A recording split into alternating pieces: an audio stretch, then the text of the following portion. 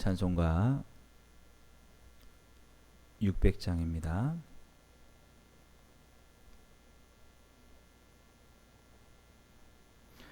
교회의 참된 터는 우리 주 예수라.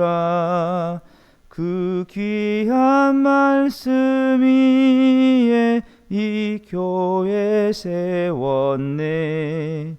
주 예수 강림하사 피 흘려 샀으니 땅 위의 모든 교회 주님의 신부라. 온 세계 모든 교회 한 몸을 이루어 한 주님 섬기면서 한 믿음 가지네. 한 이름 찬송하고 한 성경 읽으며 다 같은 소망 품고 늘 은혜 받도다. 땅 위의 모든 교회 주 안에 있어서 하늘의 성도들과 한 몸을 이루네. 오 주여 복을 주사 저 성도들 같이 우리도 주와 함께 늘 살게 하소서. 아멘. 우리 오늘 같이 보신 하나님 말씀은 사도행전 4장 1절에서 20절까지 말씀입니다. 신약 192페이지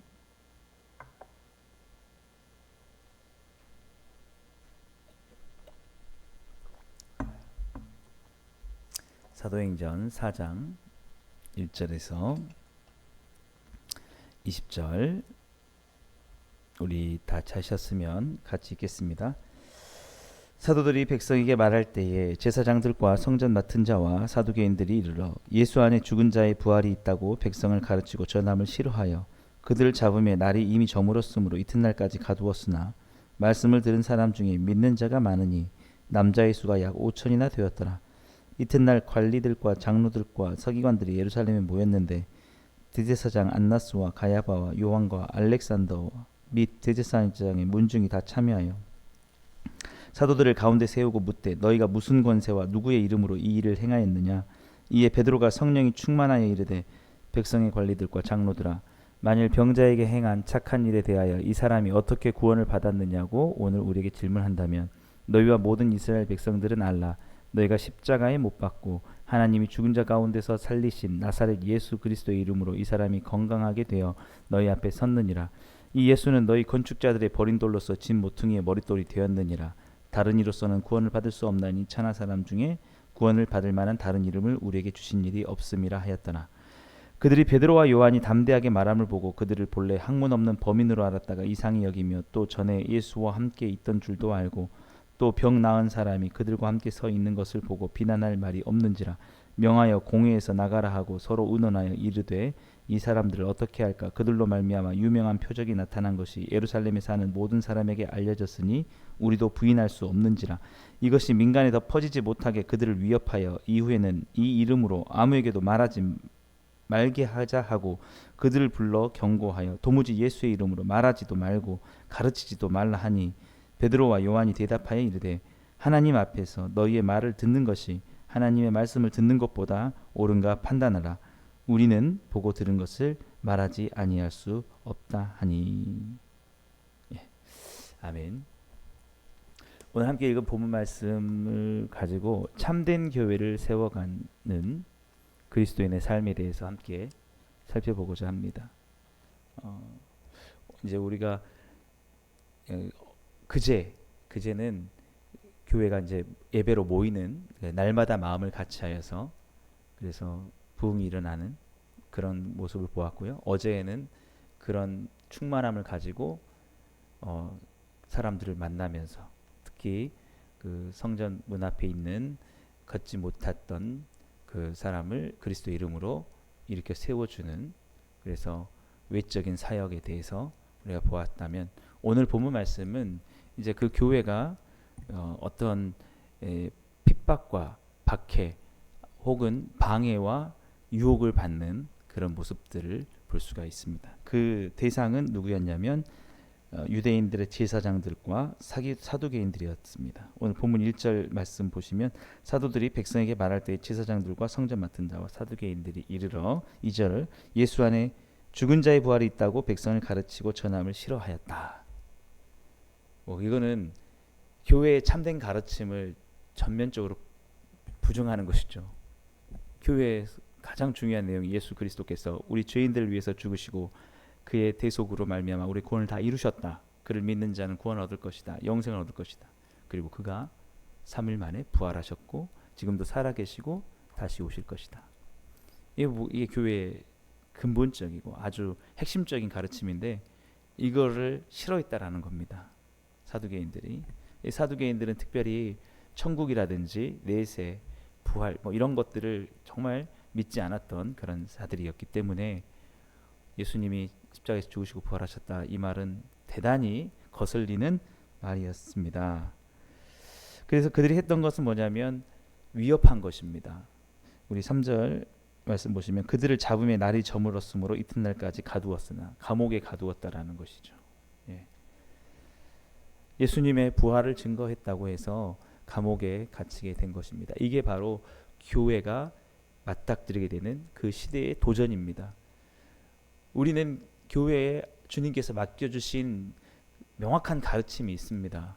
주님께서 전하라고 하신 말씀이 있죠. 그게 바로 사도들의 가르침입니다.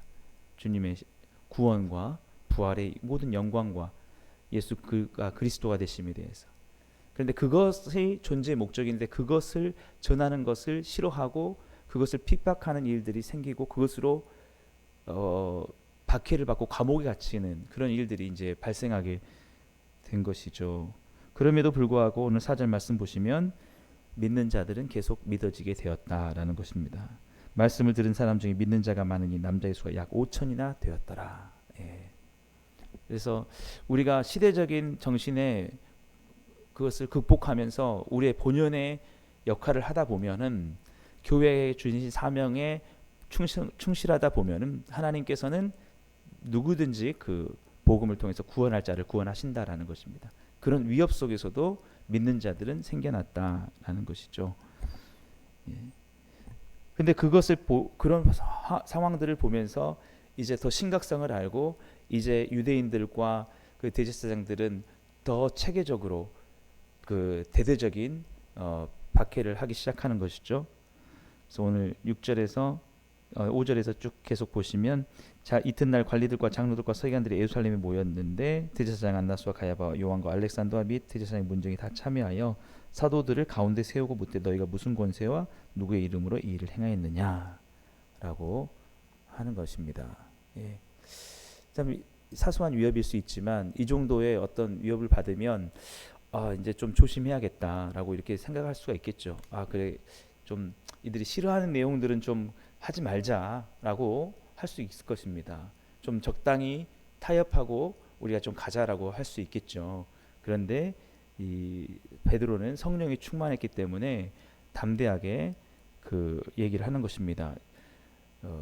우리 본문 이제 8절부터 계속 보시면, 이에 베드로가 성령이 충만하여 이르되, 백성의 관리들과 장로들 앞에 만일 병자에게 행한 착한 일에 대하여 이 사람이 어떻게 구원을 받았느냐고 오늘 우리에게 질문한다면, 너희와 모든 이스라엘 백성들은 알라. 너희가 십자가에 못 박고 하나님이 죽은 자 가운데 살리신 나사렛 예수 그리스도 이름으로 이 사람이 건강하게 되어 너희 앞에 섰느니라. 이 예수는 너희 건축자들의 머린 돌로서 미친 모퉁이의 머릿돌이 되었느니라. 다른 이로서는 구원을 받을 수 없나니 천하 사람 중에 구원을 받을 만한 다른 이름을 우리에게 주신 일이 없음이라 하였더라.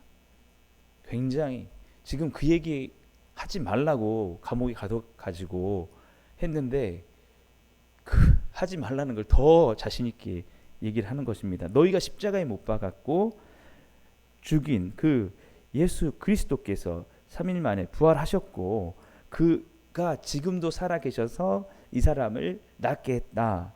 너희들의 그 십자가에 버린 그 건축자의 버린 돌이 모퉁이의 머릿돌이 됐다. 다른 이로서는 구원을 받을 수 없고 예수 이름으로만 구원을 받을 수 있다. 이거는 정말 정면 도전인 것입니다.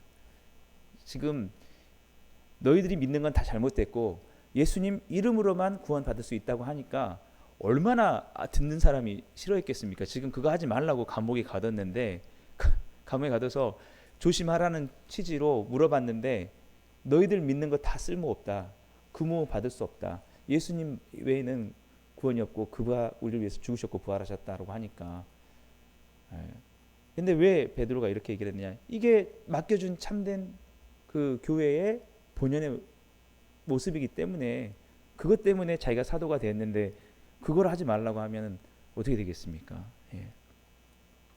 그래서 이들이 계속해서 이들을 위협하게 되는데 우리 13절에서 우리 18절까지 말씀도 계속 보시면요. 그들이 베드로와 요한이 담대하게 말함을 보고 그들을 본래 학문 없는 범인으로 알았다가 이상히 여기며 또 전에 예수와 함께 있던 줄도 알고 또 병 나은 사람이 그들과 함께 서 있는 것을 보고 비난할 말이 없는지라 명하여 공회에서 나가라고 서로 의논하여 이르되 이 사람들을 어떻게 할까 그들로 말미암아 유명한 표적이 나타난 것이 예루살렘에 사는 모든 사람에게 알려졌으니 우리도 부인할 수 없는지라 이것이 민간에 더 퍼지지 못하게 그들을 위협하여 이후에는 이 이름으로 아무에게도 말하지 말게 하자 하고 그들을 불러 경고하여 도무지 예수의 이름으로 말하지도 말고 가르치지도 말라 하니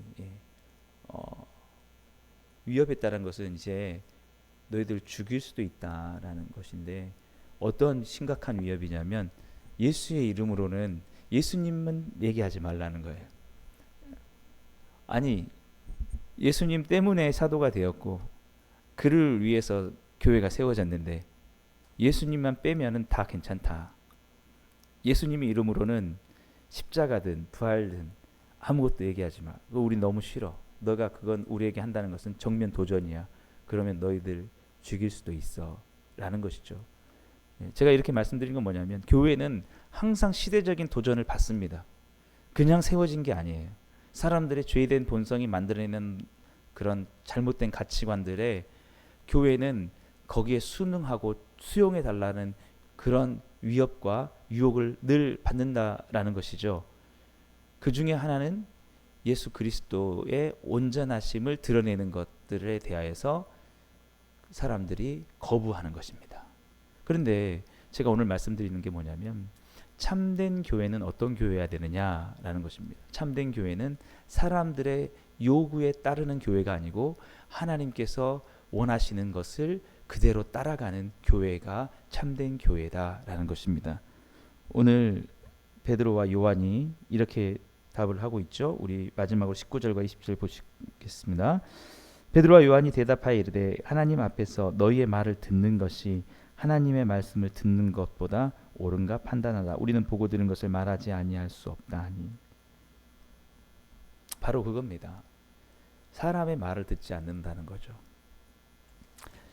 어떤 사람들이 불편하기 때문에 우리가 전해야 될 것을 전하지 못하는 것도 아니고 사람들이 듣고 싶어 하기 때문에 예수님이 가르침이 아닌 것들을 가르칠 수도 없는 것이고 교회는 위협을 받습니다.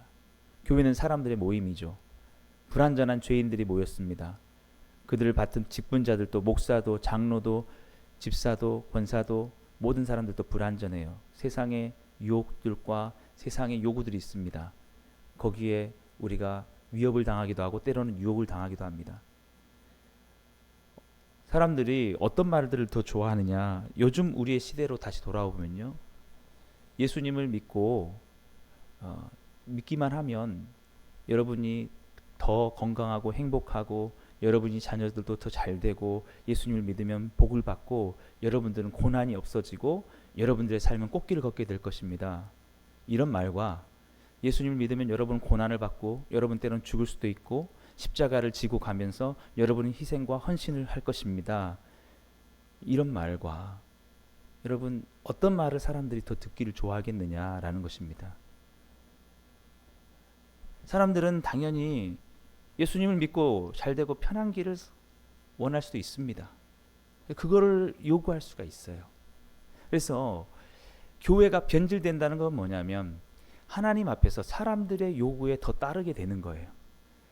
때로는 예수님을 믿고 자기 십자가를 지다 보면 나는 없고 자기를 부인함으로 말미암아 우리의 생명마저도 주님 앞에 드려져야 될 수 있습니다. 이런 말들이 거리낌이 될 수 있지만 그것을 사람들이 거리낀다는 것 이유 하나 때문에 감추거나 전하지 않는 그런 게 아니라는 것이죠. 사두개인들이 사실은 싫어했던 것은 부활입니다. 그게 그렇게 유쾌한 내용이 아니었어요. 그들은 이 땅에 살면서 하나님의 심판이고 그런 것도 상관없이 이 땅에 많은 것들을 누리고 어떤 기득권을 가지고 살아가는 것들을 원했는데 부활이란 얘기가 되게 짜증이 난 겁니다. 예수님이 다시 오셔가지고 우리를 심판한다는 얘기가 그들에게는 굉장히 부담스러웠던 것이죠. 예. 사실은 이 당시에 그런 부를 누리며 기득권을 가져가고 불법을 행하는 사람들에게 있어서 예수님이 십자가에서 죽으셨을 뿐만 아니라 다시 오신다, 부활하셨다라는 것은 대단히 듣기 싫은 말이었습니다.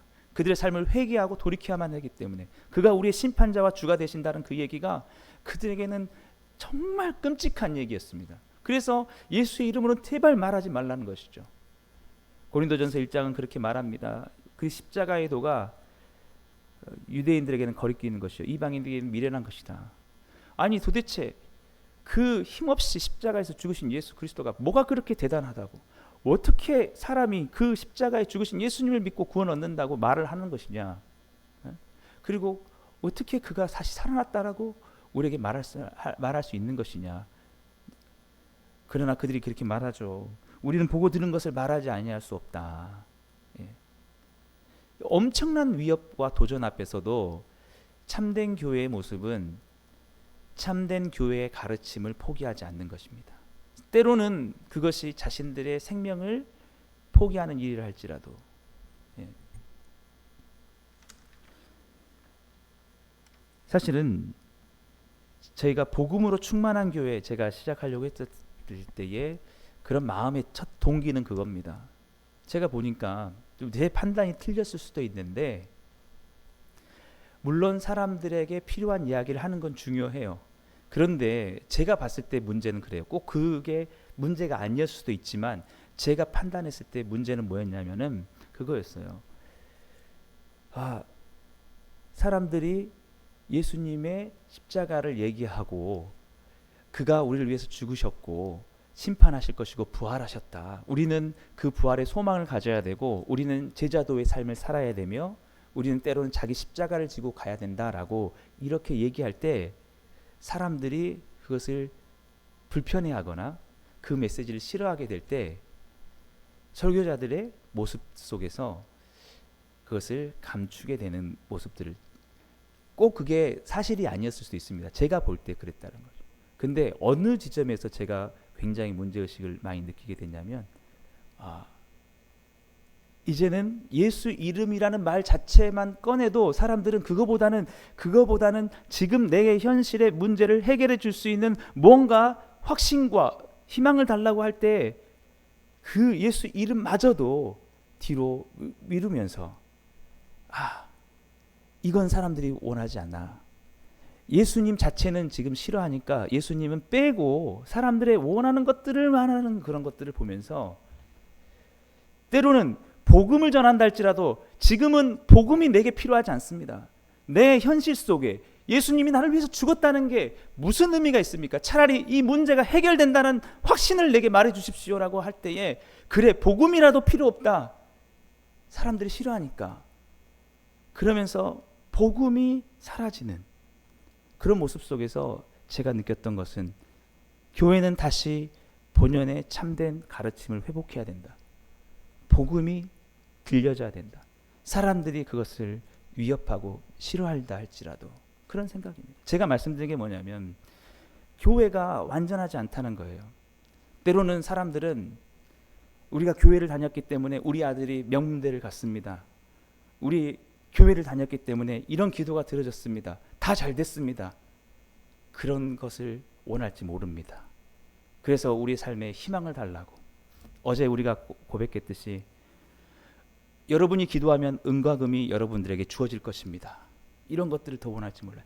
여러분이 기도하면 예수님의 능력이 나타날 것입니다. 라는 것보다는 그럴지 몰라요. 그랬을 때에 예수의 이름의 능력보다 은과 금을 선택하도록 한다면 그것은 참된 교회의 모습이 아닐 수 있다는 거예요. 주님이 우리에게 무엇을 약속하셨습니까? 너희가 나를 믿으면 나와 함께 이 고난을 당할 것이고 너희는 하늘의 미랄처럼 땅에 썩어져 죽는다면 많은 열매를 맺게 될 것이다. 너희는 땅끝까지 이르러 내 증인이 되고 너희는 많은 민족에게 내 제자를 삼으라. 주님께서 그렇게 말씀하지 않으셨습니까? 어찌 우리에게 편안한 삶을 주님께서 말씀하셨습니까? 어찌 주님이 다시 오실 것을 우리가 감출 수가 있겠습니까? 제가 말씀드리고 싶은 건 그겁니다. 참된 교회를 세워가는 것이 때로는 많은 도전을 우리에게 준다라는 것이죠. 우리가 예수님을 믿기 때문에 포기해야 될 것들도 많이 있습니다. 우리가 예수님을 믿기 때문에 정말 눈물의 골짜기를 걸어야 되고 있습니다. 그러나 그런 것들을 우리에게 말하는 것은 부담스러울 수 있겠죠. 그러나 그것이 주님의 말씀이고 그것이 가르침이고 그게 참된 교회의 사도들의 가르침이었다라고 하면은 우리는 그것을 받아들이고 그 길로 가야 된다는 것이죠. 오늘 이 사도들의 이야기에 우리는 조용히 귀를 기울여야 합니다. 19절 말씀에 베드로와 요한이 대답하여 이르되 하나님 앞에서 너희 말을 듣는 것이 하나님의 말씀을 듣는 것보다 옳은가 판단하라. 오늘 우리가 따라가야 될 것은 하나님이 우리에게 말씀하시는 것입니다. 세상 사람들의 요구와 우리의 죄된 본성이 원하는 것들이 아니라는 것이죠. 주님이 십자가의 길을 걸어가라. 주님이 희생의 삶을 살아가라. 주님이 교회를 위해서 너희가 하나의 미랄이 되어라 라고 하면은 우리는 다른 모든 것을 다 내려놓고 그 길을 갈 수 있는 것. 우리가 때로는 십자가의 복음을 통하여서 그 복된 삶을 살아갈 때에 다가오는 모든 유혹과 시험이 있다 할지라도 그것이 바로 우리에게 하신 말씀이라면 사람들의 요구가 아니라 하나님의 말씀을 따라 살아가는 것입니다. 교회를 세워가는 것이 정말 그리스도인 사람을 사는 것이 그렇게 쉬운 일이 아닙니다. 그러나 그런 도전 속에서도 오늘 우리가 참된 교회를 세워가려고 한다면 주님은 우리를 통해서 계속해서 믿는 자들을 더해주실 뿐만 아니라 또 주님이 우리 다시 오셨을 때에 잘했다 착하고 충성된 종아 우리에게 칭찬해 줄 줄 믿습니다. 오늘 또 우리 복음으로 충만한 교회와 이 땅에 있는 모든 교회가 주님께서 기뻐하시는 참된 교회로 세워질 수 있도록 우리가 오늘 또 함께 기도하시며 오늘 그런 복되고 영광스러운 사명을 잘 감당해 나가시는 우리 모두가 되기를 주님으로 축복합니다. 기도하겠습니다. 사랑의 하나님 아버지 감사합니다. 오늘도 우리를 주님의 제자로 부르셨습니다. 그러나 이 시대의 모든 도전 앞에 우리는 연약하고 흔들릴 때가 있습니다. 주님의 말씀을 듣게 하여 주옵소서. 우리가 원하는 것보다 주님이 우리에게 말씀하시는 것을 따르며 이 교회에 주님의 뜻이 이루어질 수 있도록 우리가 온전히 주님 뜻대로 나아갈 수 있는 오늘의 삶이 되게 하여 주옵소서. 예수님의 이름으로 감사하며 기도드리옵나이다. 아멘.